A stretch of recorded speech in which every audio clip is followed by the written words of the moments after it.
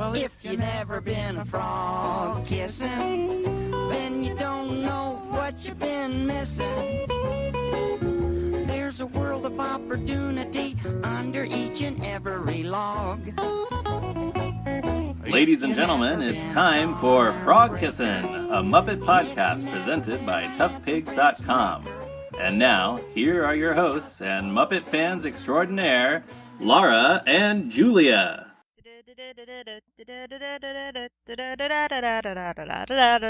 What is that from? Do you even know? No, I don't. It's like a video game thing. It's It's from constantly... a video game, or it just kind of reminds you of video game music? I don't know, because it's like constantly in my head, and I don't know. So if anybody knows, please write us or contact us at Frogkiss and Gals on Twitter or on our Tumblr, frogkissinpodcast.tumblr.com. I really want to know. I think it's a Mario thing, or I think it's some kind of like variation from like Mario 2 or something. Possibly. I mean, it sounds very Mario-ish, which I was just playing some Mario last night, but I don't recognize the tune wholly. I don't know. It drives me nuts. Like, I mean, that's like something that I will constantly just randomly hum, and I have no idea. Yeah. I don't know. My audio is really good today. How about that? Yay, good audio. So, we're going to talk about the new Muppet series. Yeah, which just started up 3 weeks ago. We've seen 3 episodes at this point. Whenever this episode airs, so far, at this current time, it is October 12th, and there have been 3 Muppet episodes. 3 episodes. The first one, I'm just going to say this right now, the first one was good. Mm-hmm. It did a good work of, good groundwork, all that stuff. The second one was perfect. And the third one was good. I feel like I'm the only one. So far, my favorite episode has been the third one. I really liked that episode as a whole, which I guess we can discuss further in just a moment. I mean, I loved, like, what you said, like, the first episode was really good at laying the groundwork, and I thought the second episode was equally as good, but for some reason, like, the third one was even better for me, which has given me the hopes that the show is going to keep getting better and better and better. And beyond. I don't know. Sorry. That's fine. No, I was just thinking about from Pee Wee Herman. Oh my god. But I don't even know what he said. Oh man. All these nerds are gonna hate me now that I can't think of what it is. And going and going. I think he was saying that. I think that was something like that. Along that same style. She just said better and better. And better and better and better. And going and going. Something like that. My brother was watching it the other day. Nice. So, that's why. And then we thought of him singing. Oh my god, that's such a good movie. I have never seen it. You've never seen it? Fun fact. Everyone God! Hate me and tell me I'm not a real nerd now. That is literally my brother's all-time favorite movie. Yeah. Like, if you ask him, he'll usually say that or like Pete's Dragon. He's kind of weird. But yeah, I think it's Pee-wee's Big Adventure. Big Top Pee-wee he didn't like as much. And he said, I've only seen that one time. And I'm like, I can't believe it. I know I've seen it more than once. I haven't seen it in a long time. It's such a good movie. Anyway, Muppets. This isn't called Pee-wee's podcast. This is a Muppet Show. Yeah. Pee-wee Herman podcast. Pee-wee Kissin'. No. No, please. Although, the guy that played Zombie in Pee-wee's Playhouse was the Frog Prince in this canon video series. They did a bunch of different fairy tales. So like they had Puss in Boots. Christopher Walken was Puss in Boots. Mm-hmm. And the Frog Prince, John Paragon is his name, and he was the Frog Prince, and he was in like prosthetic frog looking makeup. He was like very tall because he's like 6 foot something. So he has a song where he is the too tall frog. And Aline Quinn, better known as Annie, was the princess that befriends him, and she's not. It's really awesome because she's not like a total snotty princess. She's a social outcast, and she's really like she's not good at being a princess. And then Helen Hunt plays her evil sister. Aw. And then there's a girl that plays her like Helen Hunt's handmaiden. Her character's name is Darcy, and I remember like just really liking her because Darcy is a cool name, and she had a very different look about her. She has very like deep eyes, and then but her real name is Seagull, and that always struck me as super weird. That is really weird. But I'm so in love with that version of Frog Prince. It is so good. All the songs are amazing in it. Yeah. Oh, it's so good. I'm so mad that that's not on DVD. Like their Beauty and the Beast with Rebecca De Mornay is on DVD. Mm-hmm. But not the Frog Prince. It's so good. That's a bummer. I have it on VHS though, but we no longer have a VHS player. Aw. Yeah, so that's something I watched when I was a little kid a lot. So it could be the John Paragon kissing podcast. I would be okay with that. So you should try to watch that. That's on YouTube. Oh, cool. That's really cool. I think it was made in like 85 or 86. Anyway, so the first one. So we also do have questions and stuff, but we'll get to those. Do we kind of just... we didn't really come up with anything. Do we just want to talk about each episode individually? And then I guess we can move on to questions. Yeah, I think we can do that, and then like if questions come up, I'll incorporate them. Okay. Sort of, as well. Well, we mentioned how the first one like lays out the groundwork, which I think that's incredibly true. It kind of gives us the idea of like what kind of show Miss Piggy does, what everyone is doing on the show or for the show, and kind of like all the relationships. It was a very good pilot episode. Yes. So like this is your everyday life. These are new characters, and I think because it was very aware of itself, as mockumentaries are. Oh yeah. It it does know that it's a pilot episode, and this is this is new. This is what we're doing here, and blah blah blah, and it explains things. And then the next, you can kind of just like watch them do it, and they'll explain their day, but not like the entire premise, kind of thing. Yeah, if that makes sense.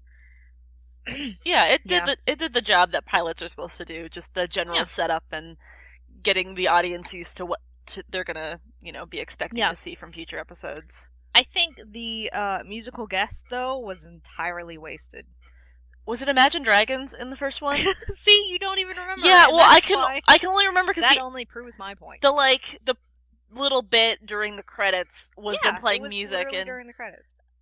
And like it had a bit with the animal, but yeah, that kind of they had the one good joke that Janice gave. I was going to say exactly that. Yeah. Yeah, and then that was kind of the whole point, which they kind of could have done without bringing the actual band on. I know, like they were gonna be like, okay, well next week we're gonna have this important guest, and like actually have the band, or whoever, not necessarily like Josh Groban because that joke wouldn't have worked. Yeah. But to have like they need to have a band, because like Imagine Dragons, I can't name one dude out of that band. My boyfriend and I took this BuzzFeed quiz, and it was name what white boy band this is, and it was just a bunch of pictures of like Nickelback, of all Dragons, like bands that have just all white guys with like long hair and beards, like the current guys bands from today, and like we did wait, Mumford and Sons. He has a banjo. He has a banjo. I did get the Mumford and Sons one just because I love them, but otherwise, all the other bands I was like, they all look the same, and Imagine Dragons were in there. Yeah, Mumford and Sons, because they have like they usually kind of dress sort of old timey too, and there's like more people than you would expect in that band. Also true, but yes, like usually there's like 5 dudes, but they have like 12 or something. They all have like vests and suspenders, and they're holding old-timey instruments. Some kind of like they all look like they're from the Dust Bowl era. So true. But I think Chris Hardwick called it like Dust Bowl rock or something like that. I don't remember. My favorite kind of rock. Yeah, I really like it. Mumford and Sons.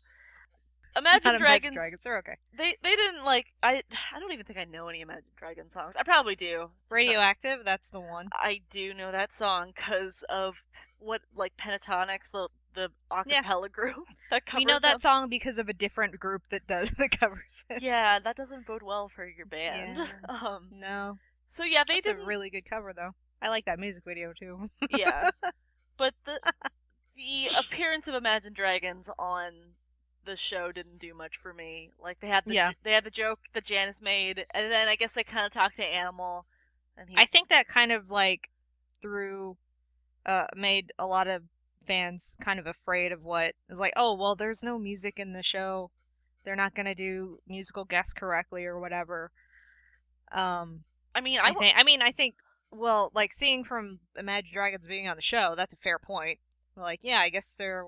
Well, it's a different thing, but you know. I mean, going into this new show, when we learned about like it being a mockumentary, I personally wasn't expecting music. No, and me neither. I'm not expecting. I think that's what I think. There was an article in Tough Pigs that talked about the biggest problem people are having with the new show is that it's not the Muppet Show, and people just want another Muppet Show. But I don't know if a Muppet Show would work nowadays with like the current audience and what they kind of expect from their TV shows. And I think mockumentary is really smart, and we will get things like Josh Groban and Miss Piggy singing to each other, and that becomes integral to the plot. That was really good. Yeah, that was really good. They worked. That's why I like the second episode so much. Yeah, they worked in music really well, but at the same time, they didn't make the entire episode, a sketch variety piece. I don't know.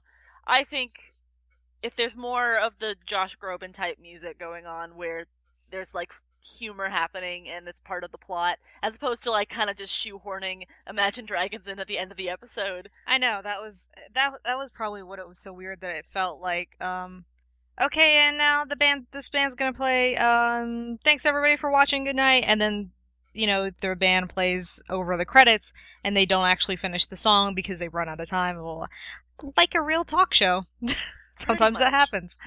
But, I mean, it doesn't have to happen for here, and I think it was just kind of a waste of...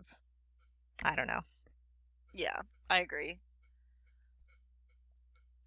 But I think the second and third episode did a really good job of every plot line having a good amount of time, and I'm wavering around a knitting needle like a magic wand because I'm like using this to make my points because I'm weird and I talk with my hands. But yeah, they did a really good job of like, each plot had a good amount of time and was very well rounded and all that. But goddamn, I love Groban. Oh, Groban. He's so he could have been funnier because he's so hilarious.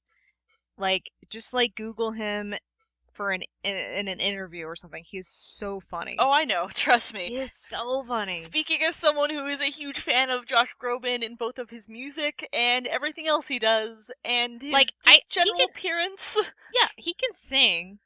Okay, he can sing. I'm not crazy. Like, I don't have any of his CDs. Oh, I have all of his CDs. I'll put in his CD at work, the CD that we have to play in the store. But I don't because I don't know, because like the way that he sings is a bit too Broadway operatic for me for regular listening type of thing. Which is kind of I'm all for that type of music. Yeah. But yeah, I mean because that new CD you put out was good, but that was all like Broadway operatic type stuff. I know. But but he is so remarkably funny. Yeah, he's hilarious. And he's so nice, and I think he was on, Nevermind the Buzzcocks, which is, a panel British show. He has hosted Nevermind the Buzzcocks. Yeah, that's where I figured out that he's freaking hilarious. And he had, these big old glasses on. I'm like, I love that nerd. Oh my god, look at him. You're preaching to the choir, Laura. That's why I fell in... Yeah, that's how I fell in love with him. Yeah, he's been him being on Nevermind the Buzzcocks. He's been my top 5 celebrity crushes since I was 15. Aww. That's so cute. I have a lot of Josh Groban feelings. His music drew me in. Does he give you the feels? He gives me all of the feels. Yeah, and everybody I know loved Pepe's gender is fluid thing. Yeah. My best friend, I was watching it with her, she literally squealed. She went, ee! It was nice.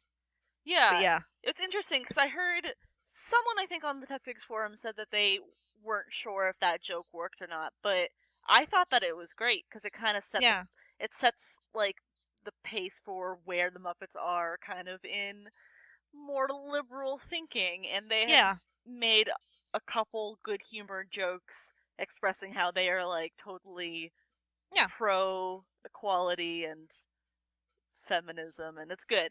On the other hand, in the same strain though, the Swedish Chef joke from the 3rd episode I thought was kind of heavy-handed in a very weird way. I thought that joke, it didn't come across as well as it could have. There was a lot of discussion about like what the purpose of it was, and so the joke being that Christina Applegate says Christina Applegate he wants her autograph. Yeah, and he says the Swedish Chef says make it out to Megan, and she's like, "Oh, who's Megan? Is that your daughter?" And he's like, "No, it's me, right? I guess it means me, whatever." Someone was saying on Tough Pigs that like something similar means me in Swedish.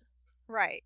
And so Christina Applegate assumes that Megan, being some form of Megan, which is a traditional girl's name, means that the Swedish Chef is identifies as female, and celebrated that. And the Swedish Chef, was also equally excited. So, but it was kind of just confusing. Yeah, for me, honestly, it didn't feel like that joke was heavy-handed. It just felt like it. Well, not heavy-handed, but just kind of like it was odd. It was kind of it felt off, weird. But yeah, I don't know. Maybe it was the "You Go Girl" thing. Maybe it was that. Maybe it was just that. I mean, I liked the Swedish Chef's like snap at the end. I liked. But yeah, their exuberance. But just I don't know. Maybe it was just Christine Apple saying "You Go Girl." Maybe that's just what made it feel super awkward and like, oh, did she say that? I don't know. Does anybody say that anymore? No, they don't. Yeesh. So if the Swedish Chef does identify as female, that is awesome. Yes, live your truth, girl. But it was just such a kind of an odd joke. Like, I don't know. It was just kind of strange. And also unfair for Christina Applegate to assume that even if their name was Megan, that is automatically a girl's name. That's true. Yeah. So there. Don't generalize. Exactly. So that was also why I was like, I don't know if I would stand by that joke or what have you. Anyway, so that was interesting. But I do know a lot of people liked it and were very excited that the Swedish Chef identifies as female or appears to or what have you.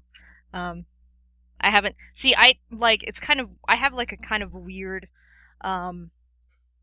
sort of strange bubble around me regarding the show because I have literally not seen any negative anything except for like that one person on Tumblr that I kind of railed into. Oh yeah, that we kind of jumped on. Okay, so to kind of sort of straighten off, this person was very upset with the new show. They did actually have they actually had some good points. They said that they believed that it lacked heart, that everybody was kind of too mean. Miss Piggy was like too. She was very isolated from everybody, or maybe somebody had that point. But Kermit was too mean, blah blah blah. I think it was a female. I'm not sure. Anyway, their mistake was saying that the show was totally lacking Jim's vision. Yeah. And like klaxon bells and red lights went off, and I was like, hold up. Now, I wasn't really. To be fair, I was actually really good. I didn't like rail at him. They said something that it was something about something Kermit said, or something that he would never be this mean to Miss Piggy ever. Yeah, which people have made that. Someone else on Tumblr pointed that out like a few months back. Like I think it was when the breakup was happening. So maybe it was only like 2 month back. But, like, someone made that point, and me and you also jumped on to the same point of Kermit's always kind of been not nice to Miss Piggy. Yeah. I mean, he denies their relationship at every step of the way. Constantly. Usually. And, like, in interviews, he always, like, pokes fun at, like, her weight and, like, how he thinks she's kind of crazy. Yeah, and that's, I mean, he's always done that. So they said, like, oh, Kermit would never be this mean to Miss Piggy, you know, because everybody has this ideal of Kermit as being perfect, which he isn't. But, so he is a character, and all the Muppets are actually very complex characters, and people don't really think about that because they're Muppets. But, so I took a Gamera Boys gifts and I put them in there, and the ones from that episode were was it Quante Locusta, I think was the or similar song where Kermit has the line oh man, what is it? The frog has come to have a say, the pig will never have her way. Bib and napkin, or no, fork and I think it was like bib and napkin, knife and fork, which doesn't really make sense. Mm-hmm. I have bib and napkin, knife and fork is the only way that I'll touch pork. That is a horrible thing to say. Yeah. That is so terrible. That is so bad. Right? Yeah. No, it's not. It's not good. And I think people have this perception of Kermit because I feel like ever since Jim passed away, like, and then I said, tell me more about Jim's vision. Yeah. Because I mean, because like that's the thing. Like if people ever say Jim is rolling in his grave, I'm the first to point out, fuck you, Jim was cremated. And then also because, you know, oh wow, I said the F word on here. Maybe I want to do like a bleep out thing, but I don't know how to do that. Yeah, so it's like, yeah, if people bring up that Jim's vision or Jim's rolling in his grave, blah blah blah. If they didn't know Jim personally, they have absolutely no grounds to say that whatsoever. Well, I mean, like what I was just saying is that I feel like ever since Jim Henson passed away, and especially since Disney got a hold of the Muppets, they've really pushed for Kermit to be more straight edge and kind of the nice guy and the everyman. Maybe it's because he's the leader of the Muppets, or maybe because they want it to have a more wholesome, family-friendly feeling to it. I don't know. But I feel like that's the reason people are like, Kermit's never mean, because look at these recent projects where he has not been mean. And I'm like, go... Two of those recent projects, he wasn't even Kermit, first of all. Right. At least the two of the, you know, after Jim passed projects. Yeah. But, you know, go watch The Muppet Show. Go watch Muppets Take Manhattan when Miss Piggy's like, we're gonna get married. And he's like, ha ha ha, I would never marry you. He laughs in her face. And then she karate chops him. Face. Yeah. So, speaking of people getting like odd perceptions of characters just from, I don't know, nostalgia. Somebody had a good oh, here it is. So this question was actually posed after the first episode aired, and I just saved it and asked him if he could, instead of, it came to Muppet Mayhem, so I saved it and asked him if we could do it on podcast, and he was like, cool. So it's from Chris, whose name is on Tumblr, It's a Christastrophe, which I thought was great. So he says, what are your feelings on Scooter being a dick to Elizabeth Banks in the pilot episode? I'm really confused because I never knew him to act that rude before. Let me just say that out of all 3 episodes, my favorite scene so far has been that golf cart scene. Yeah. It's great, and I also like everything that's been happening with Scooter in these 3 episodes. But I really like that scene because it's, first of all, because there was a lot of slapstick in it, which I think is missing from the show so far. I was actually gonna make a post or a Twitter or something, and I didn't actually do it. But I said, like, I was gonna say I think the only complaint that Jim would have with the series is, why are there not more explosions? Because there haven't been any. Kind of disappointed. That's true. Also lack of penguins. Not a whole lot. Where are I've the seen penguins? one. There should but be not more. They should all be more like penguins. in charge. More penguins, more rats. They should all be in charge of like catering or something that hasn't been claimed yet. No, Swedish Chef has catering, but they would be like, maybe we'll get like a big reception scene and they'll be the waiters or something like that. Yeah.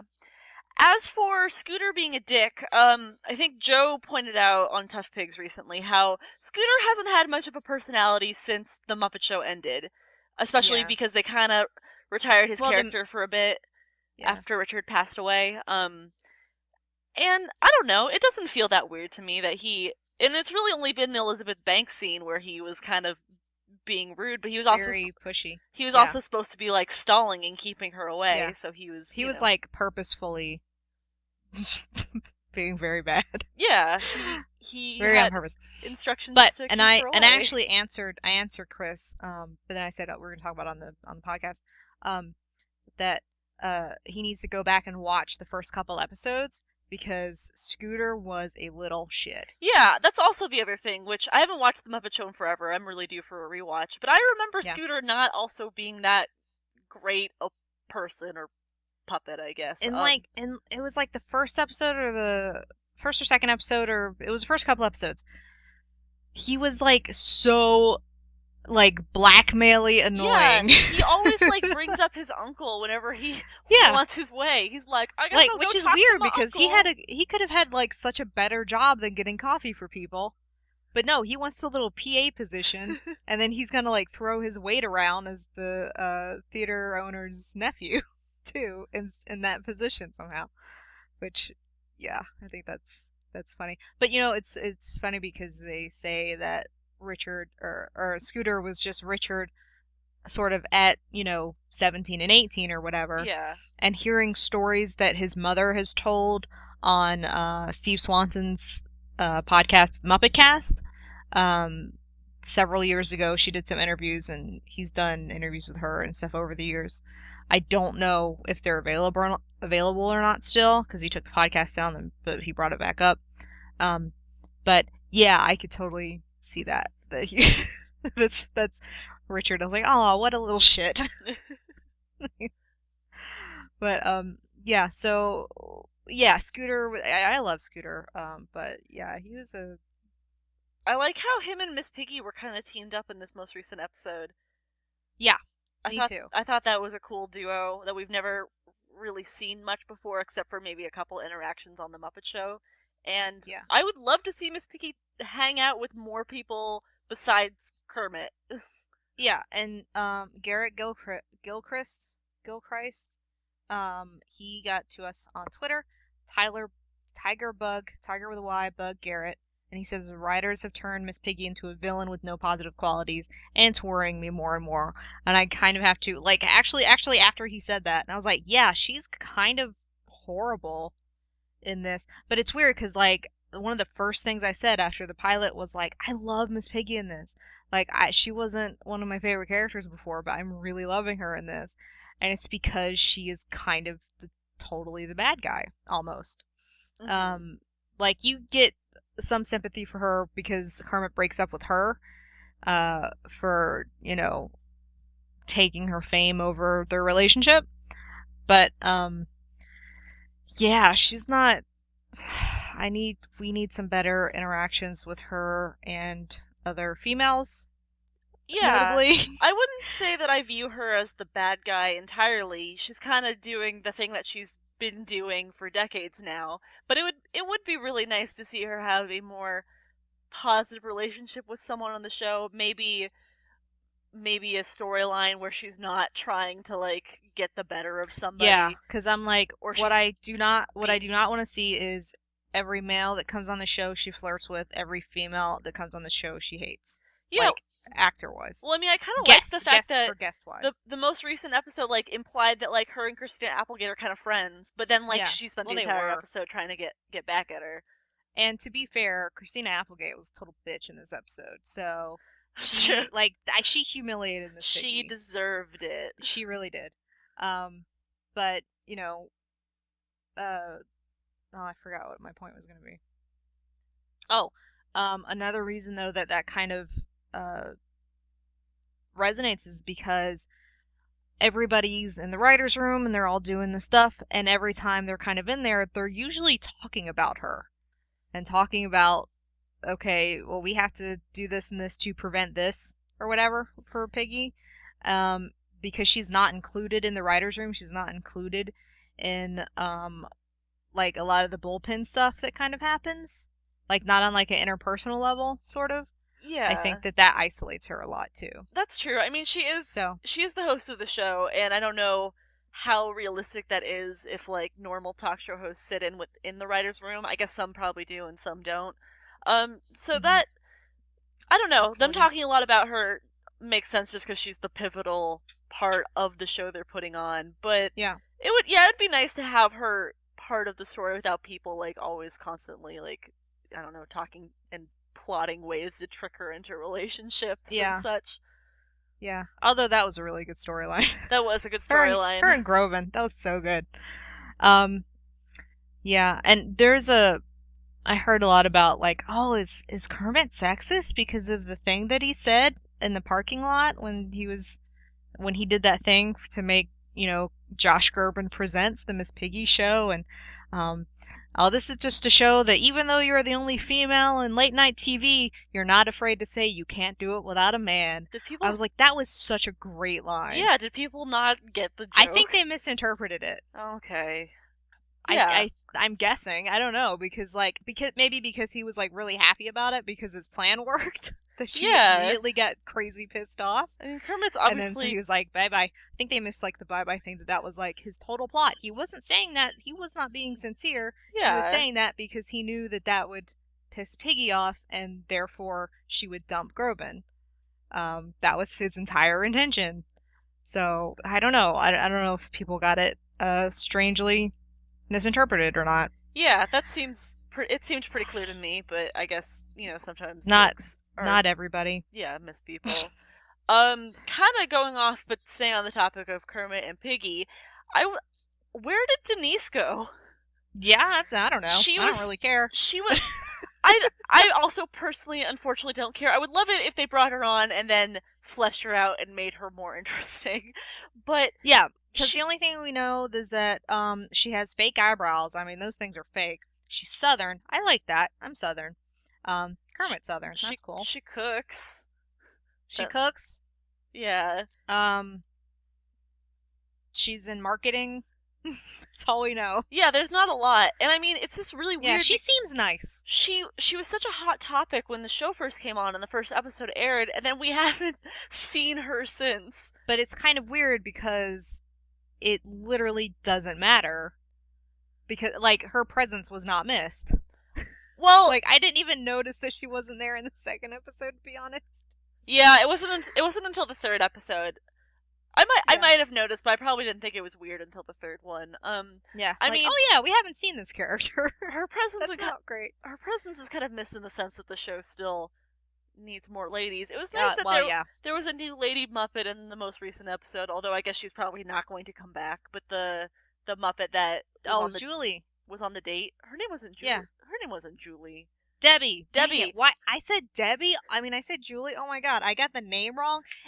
She is literally named after Dave Goelz' wife, and I got the name wrong. I follow Debbie Goelz on Twitter, and I got the name wrong. I apologize profusely to Miss Goelz. I hope that if she does listen to this podcast, which I doubt, but if she does, if she would like to be on this podcast, if Dave would like to be on this podcast, I extend my deepest sympathies. You all be on this screwing podcast. Up that name. Holy mackerel. Plus, the name Debbie was, like, kind of the joke of, like, her character, because Pepe kept being like, oh, the name Debbie's are so exotic. Yeah, Debbie's so exotic. Yeah, and the fact that her puppet looked exactly like Debbie Goelz. I was like, I loved that so much. I loved it. It was kind of weird because Gonzo was dating someone who was not Camilla, which is the second, hey, these characters that have gone out for 40 years aren't really not really together anymore. Somebody mentioned Floyd and Janice. Darren Granner, Muppet Man, at Muppet Man 1972, said, it seems Kermit and Piggy aren't the only Muppet relationship to end. After this week, I wonder about Floyd and Janice.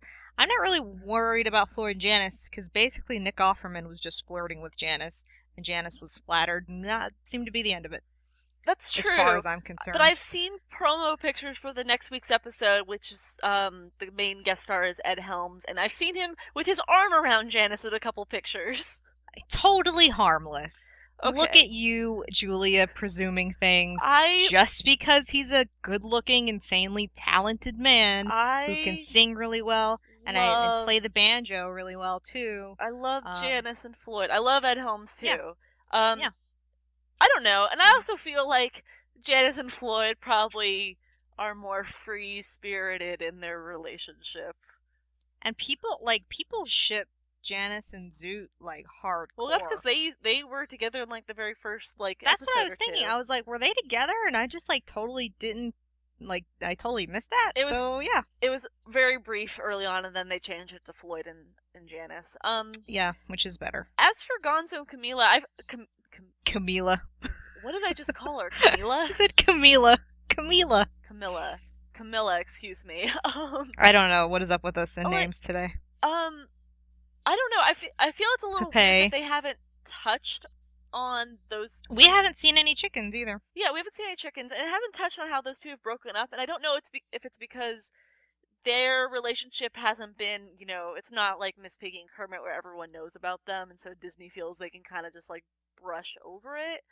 I don't know. But I would really like for her to be on the show, and then... Maybe they're just on again, off again, maybe they're having a break right now. I mean, we don't know. It's only the 3rd episode. Maybe we'll find out. Those two have always kind of also been very flirty with, other barnyard animals, so... That's true. They've got a history. Yeah. But I would like it if she made an appearance. I love that Yolanda's on the show. Oh, don't even get me started. Because she's kind of the second main female character currently on the show. She's had more lines than Janice. That's true. I love Yolanda's character in this too. I love that she has a character. Me too. She's a character that exists. Me too. First of all, I do not love her puppet. I'm so mad about that. There was talk about how her pupils are too small. The for magic her eyes. triangle is gone. I don't know what the deal is. I mean, she's gorgeous in Muppets Take Manhattan. Yeah. But yeah, I don't know. She did not age well. I guess not. Whoever I guess. I don't know. Whoever fixed her up for the show didn't do as good of a job. Whoever rebuilt her did a poor job. So rebuild Yolanda.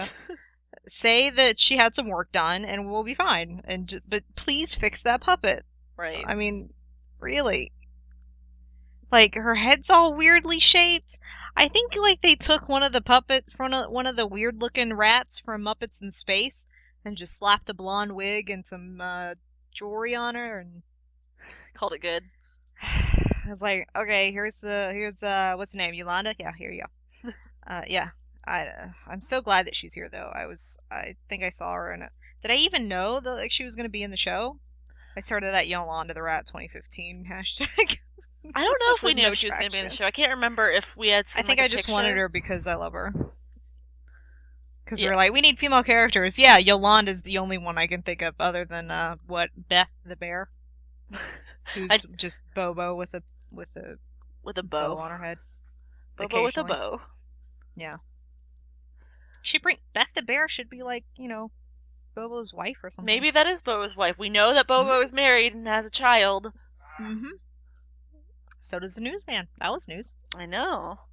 We've learned so much. I did like that little, that was that little plot. It was very small. It was a good C plot. Yeah. It was good. I enjoyed it quite a lot. Yeah. So I think they're doing a real good job doing doing the guest stars as well. Josh Groban was perfect. Mm-hmm. Oh my god, I loved Lawrence Fishburne. His just 2 quick bits with Kermit, and then he comes back. That was so perfect. That was great. That was so perfect. That's just and it's weird because obviously people that don't remember the movies that well are kind of they're using they're too dependent on guest stars. There's too many guest stars in this for some reason. Why are they all? I'm like, that's like every time you turn around, every human interaction in a Muppet movie is a guest except star. with Yeah, except with Like the what you call it, Great Muppet Caper. Really. yeah. That was is like they're Bob Hope's the freaking ice cream man. It's true. Richard Pryor is Richard selling Pryor, balloons. yeah. I mean, they're gonna be like, yeah, and I think they try to do that with the last two movies. We talked a bit about the last two movies, how it just felt like they were throwing like all these cameos. Yeah, they didn't utilize them. They didn't utilize them as well. There was no joke with any of like the cameos. They kind of were like just there. Like Toby Yeah. Jones said one line and there wasn't like a joke to go along with it. Whereas this, Yeah. it feels like they only have about like 3 guest stars on each episode, and they've got a purpose and they've got kind of a joke or a gag, and then that's it. And then it goes back to focusing on the Muppets, which is as it should be. Speaking of this show and perfect cameos and the movies, Josh Groban's cameo in the Muppets and Muppets Most Wanted was so good that I'm so glad they brought him back to do the show. And I like just remembered it, and I'm like, that was like my favorite one ever. How could I forget that one? He did do a good cameo. Yeah. So I hope that they bring people into the show that were in the movies. That would be great if they like got even in like the older ones. Like what's the girl that played Jenny in Muppets Take Manhattan? What's she doing now? I have no idea. Have her come in and be like some, they should low grade studio get exec or something. Michael Caine. Yes. Or like Kevin Bishop, oh my God. or Ricky Gervais. Yeah. Oh, they should have Ricky Gervais come in and be like a total asshole. Yeah. Like everybody's like, "Oh, Ricky, oh man, we had such fun doing Muppets Most Wanted together. Why don't we do this?" And he's just like a total like just horrible to everyone. Yeah. He's so not. He's so nice. I know. Or they should have Tom Hanks do that. Oh my God, Tom Hanks would be the best. Be so good. Cameo. Okay, so speaking of what amazing cameos they should be, so my good friend Charlie, whose his Tumblr screen name is Popelick VA. It's some urban legend thing, I don't know. Anyway, so we were talking about he mentioned that he likes Frank's Piggy better, but he likes Eric's Fozzie better. So we were talking about Eric and Frank, and he said if Frank is willing to do some kind of cameo appearance in the show, and then he told me in all capital letters, maybe he could do his character from the Blues Brothers / Trading Places. Someone gets arrested, and the guy that's there returning their stuff after Kermit bails them out would be Frank Oz, because he played cops in Blues Brothers 2000, and Trading Places. So I'm guessing whoever is in jail, when the perfect thing would be whoever gets stuck in jail, Kermit comes to bail them out, and they've made they made really good friends with their other cellmate, and that other cellmate is Dan Aykroyd, because of course it is. It has to be. So I think that would be a really awesome thing. That would be pretty sweet. I would be honestly very surprised if Frank Oz agreed to do a cameo, an on-screen cameo, but, weirder things have happened. That would be amazing. I want to know what he thinks about the new show. Honestly. I would love to hear his thoughts on it, if he's, watched it, if he has an opinion, or... Yeah. Let's call him up right now. I wish. Yeah. Right? And speaking of Muppets Most Wanted and the Muppets, it's just not the series, but the television show, because that's not confusing at all. The Anxiety from Tumblr, she would like to know what happened to Walter. Yeah, that's been a big question. I mean... Constantine, as some other people have on Tough Pigs, we've talked about what happened to Walter, Rolf, and Constantine, and we finally saw Rolf in this most recent episode, which was great. Yeah, well, we've heard from press stuff that he has the bar that they hang out at and stuff, which is nice. So yeah, it's weird that Walter's not there. I'm not really surprised about Constantine, because I feel like we might not really see him much, just because he was very probably not. He was the villain. Yeah, so I doubt. It would be also he's in jail. It would be wonderful if at the end of or the beginning of the hiatus, before the winter hiatus happens, he comes in for a a cliffhanger or something, and then he's like in some plots. But I don't know. I think with Constantine, if you haven't seen that particular movie, you won't get who he is. Basically, I feel like they sort could of figure something out. I don't know. It would be nice to see him, but I am not. Or it'd be like he would be like to see him. you know, Kermit's weird Russian cousin or something that they'd figure something out. Anyway, that hates everybody and gets everyone's name wrong. I don't know where Walter is, and that's kind of confusing because Disney has pushed to keep Walter like in kind of not necessarily the spotlight. He has merchandise. He has a ton of merchandise. I have a Walter plush on my bookshelf at home. Like, where did he go? And I feel really, I don't know. I feel really bad because Peter Linz does not have characters yet besides Walter. I'm sure he's doing a lot of like left hand work and a lot of background work, and maybe like doubles if like it's a Fozzie Piggy thing or whatnot. But I want Walter to come back so Peter Linz gets more on screen stuff. Yeah, I mean, I think they could introduce him as like the fan kid who wants to work on the show so bad that he will do anything to try to get into it or whatever. I mean, I think that's like a good way to introduce him. Like if they kind of introduce him again, sort of like, because I don't know. I think the Muppets, that world that happened in that movie was so kind of odd and removed that like, oh, there's this like random. Well, I don't know, because it's kind of like that in all the movies, that the Muppets are the only sort of almost the only, you know, beings that are like that. Yeah, I mean, you see him here and there. That's true. Maybe they could reintroduce Walter, but I feel like they could still have him pop up in an episode, and he could have just been off doing something. Yeah. I don't know. I miss Walter. I wish he'd come back. I love that guy. Yeah, but I think, like, if they were to do that, they would give him like some kind of little PA job or something. Yeah. So that would be good. That would be nice. Yeah, but I think I would like to have like a reason that he gets his own little plot to come back in or whatever. Yeah, totally. Yeah, I don't know. I'm not really sure what Yolanda's job is. I think she's some kind of assistant. She had a notebook, and that one thing she hangs around Kermit quite a bit. I think that she's like, tell him stuff. I think she's Kermit's assistant. Yeah, I think she might be Kermit's assistant, which is cool. Yeah. Yeah, I like that. So I really like Yolanda in this. Like she went on that little date with Rizzo. That was nice. They're still kind of together. Like they're they're always like almost a couple, but at least it seems like they're on their like perpetual first date. That's true. Like he's always asking her out again for the first time.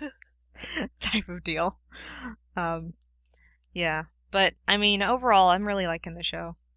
Ditto. I really am. I'm pretty satisfied with it. I'm expecting it to keep getting better and better. Yeah. But for the most part, I am better and better and better and better and better. Yeah. But I'm enjoying where it's at now, and I'm, every Tuesday very excited for new episodes. Okay. I'm looking at like what questions did we get to? We almost got to all of them.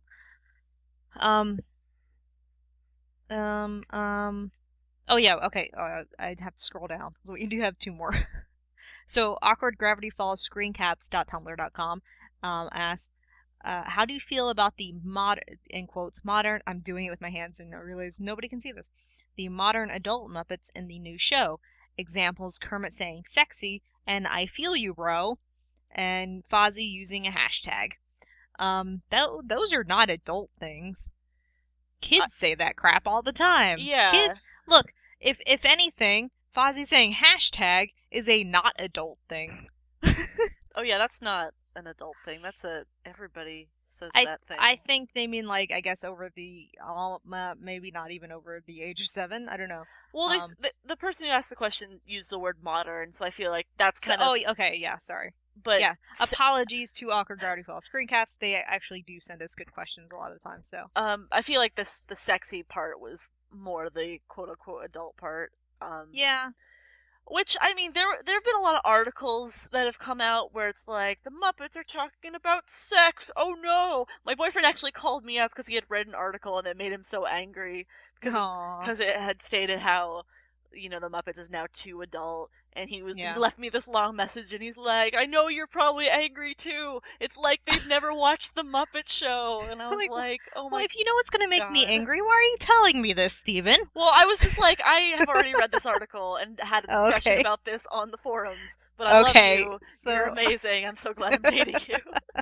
I'm so glad Okay, you understand me. that's good. He read it afterwards to validate what you were saying, Yeah, basically. and then the whole car ride home after I picked him up from work was just him being like, people don't get the Muppets, and I'm like, yes, welcome to my world. It's like, oh, you're learning. It's precious. That's great. Yeah, but so yeah, I mean, it is a sitcom in every sense of the word. It's not, when before it aired, when people were like, oh, it's going to be more adult, I kind of took that as, well, it's not going to be adult, it's just going to be not Sesame Street, Yeah. Turns out we were kind of wrong. It is more geared towards just kind of 18 to whatever the demographic is, 35-year-olds, whatever, that kind of thing. But it works. I actually do. So the thing when I was talking about the slapstick thing, I think it would do better if it was more family geared, because I know, like, I mean, a lot of those jokes and everything kids will not get. But Yeah, I don't know if they did more silly kind of things that you can do with puppets type humor. I feel like that would be helpful. It's definitely geared towards like a teenagers and older audience, which, yes, if they are trying to get kind of all ages, they should add in maybe a handful more things for kids. But it feels like, I don't know, it feels like they're not really trying to gear it towards really little kids. To me, well, no, not little kids. Yeah, I don't know. But I mean, like, something that, your 12-year-old will still hold interest in. And that's true. Like, I don't know, I haven't been 12 for a long time, so. Yeah, same. But when I was 13, I was watching Spin City. I guess it's kind of. I was watching Friends at 12, so yeah. So maybe I'm 12-year-olds just dumb. can handle it. Yeah, they'll get it. It's funny. Yeah, but I do like the slapstick stuff too. Yeah, as for like the bringing Muppets into the modern era. Excuse me. Oh my God, I cannot speak today. Era. We're doing the podcast. Oh. Can't speak. With them saying things like hashtag and selfie. Yeah, those are things that happen. That's what's going on today. It'd be weird if they were doing a show set in our world and weren't talking about. If they did that, it would just be the Brady Bunch movie. Yeah, pretty much. Which is a fantastic movie. And I remember I got so many laughs in 5th grade because I did like the Jan. I would do like a Jan imitation. I would do the little dance that she does. And like that, people friggin' loved that. They said, do the dance. And I would do it, and oh, it's great. So like, that was like my best year of school was 5th grade because of that. Nice. But I mean, yeah, I mean, they're not gonna not know what these things are, I guess. I don't know. It would just feel very detached from the real world setting that they're striving to be in, and they're working in entertainment in this show. They've, it also, just makes sense. When Kermit says in the 3rd episode to Fozzie after he gets all tranked and everything, and that, I licked my cousin once who was a toad, and he was tripping. And he says, I feel you, bro. And Fozzie turns to him and says, that's right, we are brothers. That line killed me. I love that line so much. I mean, the way that he said brother. That whole sequence with Fozzie being, like, drugged on the tranquilizer was great. But I loved that line. The best thing about that scene is that I was like, it seemed like it was, like, 80% improv, and that Steve and Eric were, like, 5 seconds away from just losing it. That was probably so much fun, yeah. I could hear it in their voice, and I was like, oh, this is so good. Yeah, I loved that scene.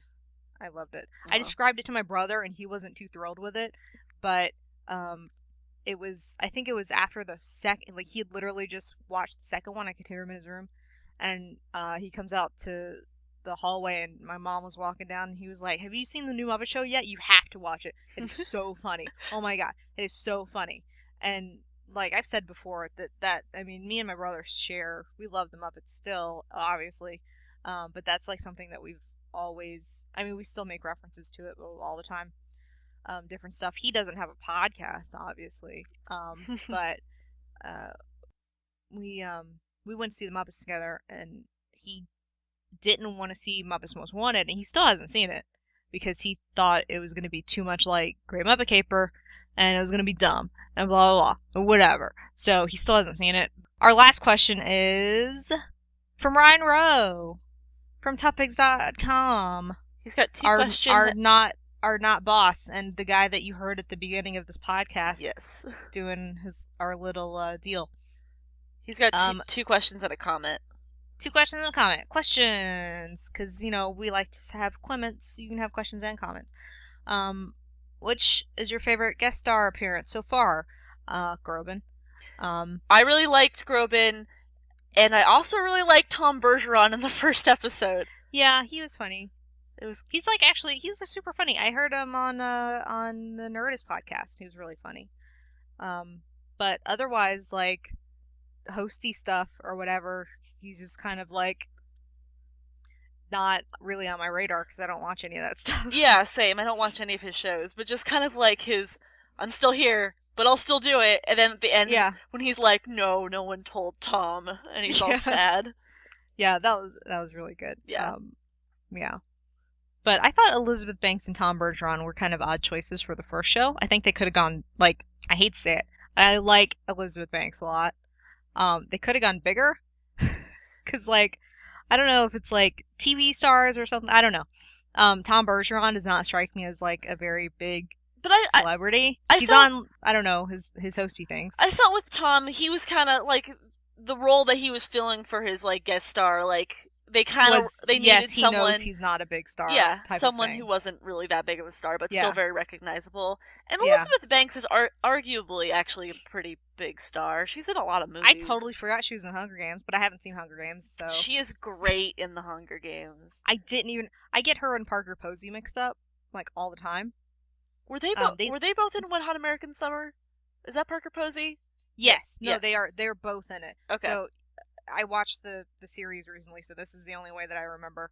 Parker Posey was somebody, and Elizabeth Banks was the journalist in the series. Yeah. So I don't remember who Parker Posey was in the series or movie.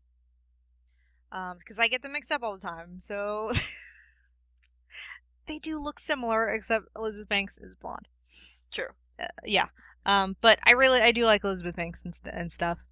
But they did, and like aside from Imagine Dragons, they could have had better guest choices. But that's why I felt like 2 was so perfect, because they had people on the show that other people, people that don't watch the show, like, oh, this person's on the Muppets, let's watch that. Yeah. Their guest star appearance, that kind of thing. For the most part, I mean, Imagine Dragons didn't do anything for me, and then the only other guest star I wasn't really fond of was Jay Leno, but that has more to do with the fact that I'm not a big fan of Jay Leno. Yeah, that's probably way more to do with the fact that Jay Leno, who we don't always hear is a great guy. Yeah. But I thought that his the whole bit with, I mean, I actually really liked his plot and everything. That it was nice that he wanted Fozzie to open for him, blah blah blah. But what does that say about Jay Leno's comedy that he thinks Fozzie the Bear is hot shit? Doesn't say great things, and I would agree with that. I'm glad we don't have a swear jar, because I'm too broke to go to Atlanta next month. I know, I would have not. I'm swearing so much this episode. You've definitely beat me in the swearing department, which is, I don't want to say rare, but usually I'm at least toe to toe with you. I don't think I swore at all the last episode, Al.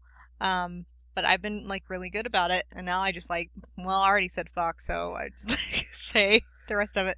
But it is the internet. I'll try not to swear for the last couple minutes. I don't think I've done enough swears to elicit an explicit rating for the for the iTunes. I think we're fine. Yeah. Kids say worse things. Just watch Stand By Me. True that. I finally gotten to that in different seasons. Like they just found the body.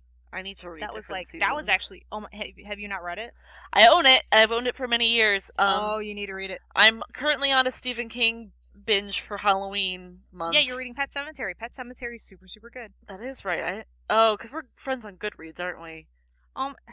Screw you, Julia. Just go away. I don't even want to do podcasts anymore. I forgot. I was like, how did you know what I'm reading right now? Also, you made a list on your Tumblr today. Oh, right. I make like so many 3 lists. hours ago. Shut up.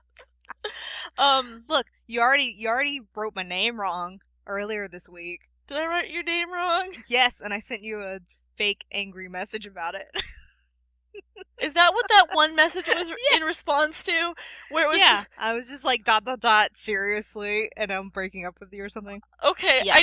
I didn't respond to it because I thought that it was in response to how we both were commenting on the person and like I did that was the different. gifts, and I thought that was like you being like, seriously, can you believe like, this person? Check out this idiot. Yeah, no. Sorry. Okay. Sorry. Oh man, Tina, my joke messed up too. Gosh. No, but Pet Sematary is really that's one of my favorite Stephen King books. But yeah, oh man, like the other two, like At Pupil and Shawshank Redemption, those are good. The Body is so good. Haven't gotten to the last one yet. I've seen both. I've seen all 3 films that are based on those stories. Oh yeah. At Pupil like weirded me out because I was like 13. I haven't seen it. I kind of don't want to see it. Yeah. Like, Ian McKellen. Ian McKellen. Well, I know, but Ian McKellen, does he like actually kill cats and dogs in it? Because he does in the book. I can't remember. I did not enjoy watching that movie, so I blocked it out. So quite possibly. But you've been listening to Stephen King Kissin. King Kissin. King Kissin. I do love Shawshank Redemption though. That's one of my favorite movies of all time.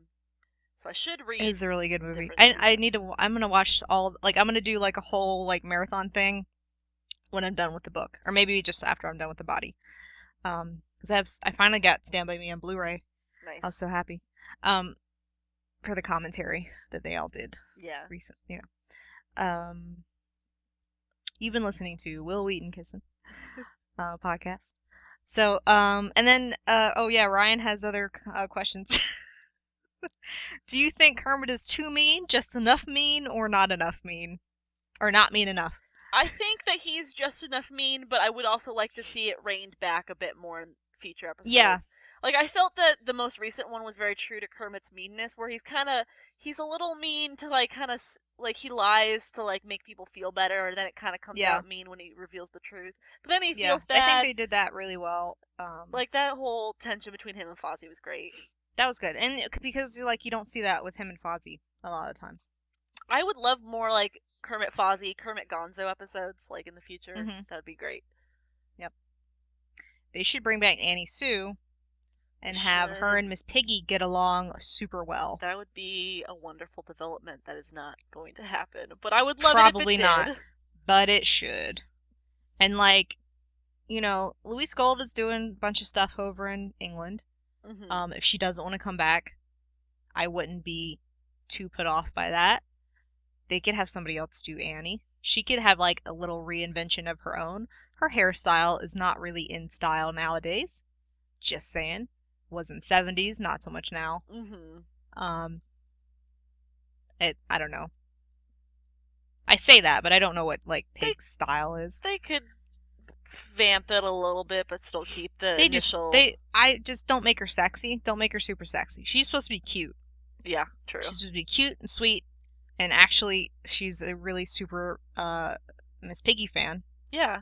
And yeah, to bring her back, bring Spamela back, but like just different. But different. Like it's her. I mean, because she was like, you know, Meryl Sheep. rather, or Yeah. Polly Darton. She was kind of one of those parody characters that didn't really. That would be cool if they brought back Annie Yeah. Sue and Spamela, and then like those two and Denise and Piggy became friends. Yeah. Like just like a friend group. Like she needs a little girlfriend clique Yeah. that she can talk to. Yolanda can go to. Yeah, and Yolanda, and Janice can kind of be like there, but kind of not. But she likes, she sits in and whatever. Because she doesn't really hang with them really, because she kind of hangs with the band so much. Yeah. I mean, that's like realistically. That's why I see her doing that. I think so. Yeah. Do you want more female character interaction? Do you want to read Ryan Rowe's comment that he sent in? Yeah, his comment is, "I like Fozzie." Fozzie, Eric's been doing a lot of really great work on this show. Yeah. With Piggy and Fozzie and Sam. Absolutely. Sam had a good moment in the first episode that I loved. Yeah. But yeah, and it's funny because when I keep coming back to episode 2, but when Piggy's singing with Groban, I think I said this when I was watching it with Allison. He just Eric just sings so well for her. He just sounds so good. And I actually like that he sounds really good, because it kind of brings I think I was telling this to Charlie, it kind of brings a validity to her, to her stardom. That she's not just, some diva that demands attention or demands that people love her, even though everybody does, sort of, for that reason anyway. But that now she can actually sing, or that she does sing a lot more, and she doesn't just think that she's good, that she actually is kind of good. Yeah. As well. Or I could be totally wrong, whatever. But I actually like that Eric does a really nice job singing as her. He does. And gets actual good on-key notes and everything. He's got a lovely voice. Yeah, he's just a better singer than Frank, that's all. Yeah. Yeah, but so speaking of singing, I'm really excited for episode 4, which will have aired by now by the time this goes out, with Ed Helms, because there is karaoke in Ralph's Tavern. And then we'll be hearing them sing as they do. Yeah, they're going to be doing covers. There's the singing that people have been wanting. Yeah. Are we doing covers of songs? Yeah. I was going to just go in with that weird accent that I had when I said tavern. Tavern? And Rolf's Tavern? Suddenly from New Zealand? I'm saying that? Yeah, so, got a bit of a Restabby impression going on. Yeah, so I'm excited to hear them sing. And Ed Helms, of course. Yes. Maybe him and Kermit will do they'll just have a little mini banjo jam in Kermit's office or something. That would be pretty sweet. Or they could just have that at the end, over the credits. Yeah. And they're just chatting in the office or something. Or maybe Ed Helms will be just told he'll befriend everybody over karaoke, and then he'll be awful the rest of the episode. Who knows? We don't, because we haven't seen the episode yet. But yeah, I think that would be fun. Yeah, I'm excited. I'm excited to see it. Yep. I think that's it for questions and everything. Sweet. Probably we're around an hour, so probably wrap it up. Yeah. This has been fun. Yeah. If you have ideas continuously, just keep sending this stuff in. If you have ideas for what you want us to talk about, what things you think that we should watch and review or read, because there's a lot of stuff to read now. True. And review, please let us know via lots of different ways. Twitter at Frog Kissin Gals. And Tumblr and Facebook. Yeah, but it's not all the same thing. So Facebook is Frog. That's why I think we need to change our Twitter name. But so Facebook and Tumblr is Frog Kissin Podcast. Yes. That's 1G in that whole thing. 1G for Frog. Yes. And then we're on YouTube, Frog Kissin podcast, which has episodes just uploaded to YouTube. And all links are in those description as well. And we're on iTunes. So look for us, rate us, review us, say good things, please, because that's what your mother would want. I actually read Sonia Manzano's book recently. I recently finished that. That was quite good. Nice. Little side note, because I do kind of want to get this in. If we ever, because I'll probably forget if we ever actually do talk about that book and read it. My coworker at Barnes & Noble, she used to work for Simon & Schuster, and she saw that I was reading the book. She said, "Oh, did you finish it?" And I said, "Yeah." She said, I spent a day with Sonia Manzano." And I said, "What? You're kidding. How? What? Tell me everything." And she said, "Well, it was when she was working for Simon & Schuster, and it was when Sonia first came up with her first children's book that she published. So they were like doing promotional stuff, and Sheila, who's my coworker, went to go pick her up, and she got them lost going back to wherever they were going back to. And she's like, and you really figure out who somebody is when you have to do sort of everyday things with them.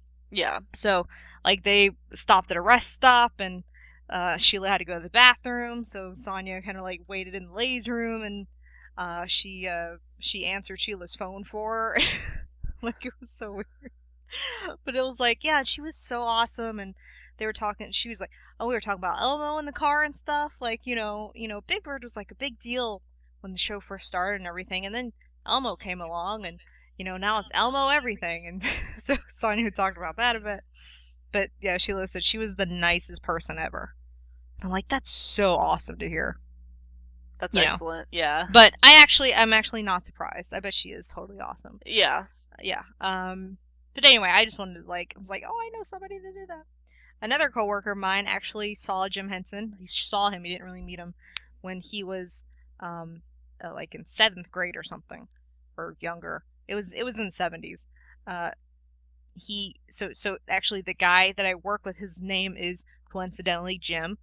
So Jim's teacher was friends with Jim Henson. Mm-hmm. So Jim came to visit her and say hello or something, and he talked to the class a little bit, and that was about it. I could not get any more information out of him.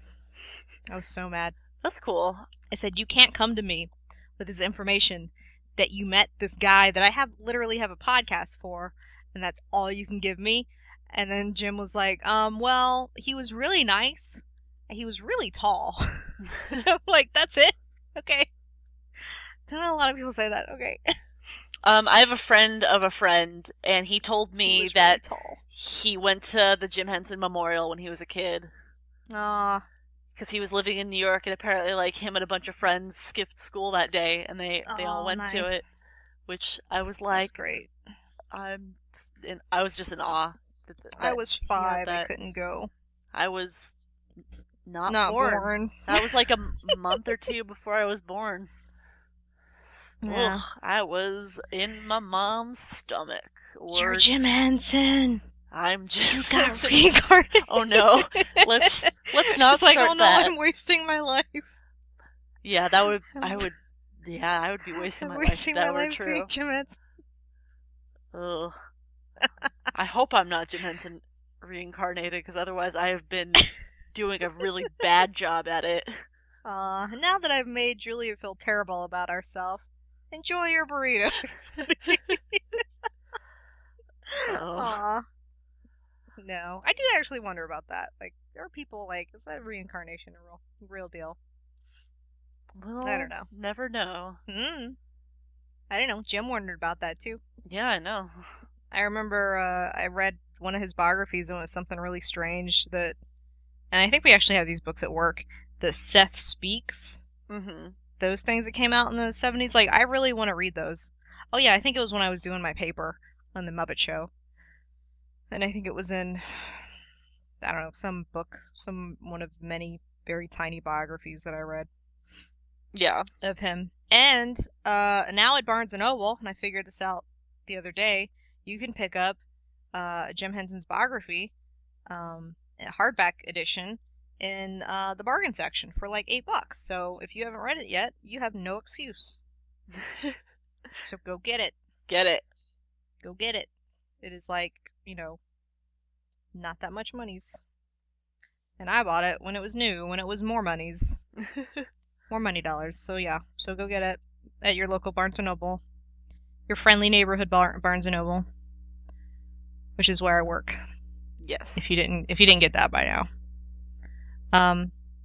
So yeah, whatever you guys, since we got so off topic of stuff, whatever you guys want us to do for the next one, let us know. Or if we don't do it for the next one, then we'll do it for the next one. Or we'll do it for one in the future. We will eventually get to it. And I don't know. That's it, I guess. Yay! Watch the new Muppet Show. Do it, and we'll probably talk about more episodes in the future. And by probably, I mean we will talk about more episodes in the future. And we'll have other people to talk about with them. Yes. What? No. We will have other people come on and talk about them with us. Them. Right. Yes. That. Because English. Reasons. The English language. Reasons and words. And, yeah. And the Puppetry Center, the Center for Puppetry Arts. See? More words. Center for Puppetry Arts in Atlanta is doing the new grand opening deal. Yeah. Which Tough Pigs, pig person, tough pig, just noun. Very awesome artist and cool dude, and North Carolina native Barry Lee will be at. I forget what his Tumblr handle is, but he'll be there doing things for Tough Pigs, which is awesome. I will not be there because I looked at my bank account today and cried. So that's not happening for me. It's not happening for me either. I thought about... And not Julia, because we tried. We talked about it. Yeah. It was discussed. We looked at it. We looked at it when we had more money and then said, yeah, we could probably do this. And then a month later, we're like, no, we can't actually. Yeah. Unfortunately. I really wanted to make it happen. Maybe later. Yeah, I did get approved for a credit card, but still, that's not... nope. It's not gonna be here in time. And also bills and stuff. So, yeah, that's not happening. But, we will make it there sometime. Eventually. Yeah. Maybe Steve will have like a talk or something like he has done before. And that would be a cool thing to go to. That'd be rad. So, that's super truly it for this episode. Thank you for listening. Thank you for subscribing. Click like, subscribe, all that. Yes. And rate us 5 stars. All of the stars. Please. Yeah, all stars. If you feel anything different, less than 5 stars, just, give us a couple more for not having cursed in the last couple podcasts. Please don't take points away. Be a nice person to you and your family, even if you don't want to be a nice person. Be one anyway, because we need more of that in the world. And I'm gonna keep working on your Christmas present, Julia. Ooh. And watch stuff that I need to watch. Intriguing. And yeah, so Merry Christmas. Merry early Christmas. Merry early Christmas. All right. Well, some of us need to go have dinner. Oh yeah, also you gotta eat. Go use the bathroom, which they might have needed to use for the last 25 minutes. Yeah, and I'm like, when will Laura shut up? Just shut up already. In the damn podcast. I need to pee. Yeah, I don't know. We need some good ending because this doesn't work out too well. Bye, guys. All right, bye. All right, bye. Oh man. It's like you're unraveling a big cable knit sweater that someone keeps knitting and knitting and knitting and knitting and knitting and knitting and knitting.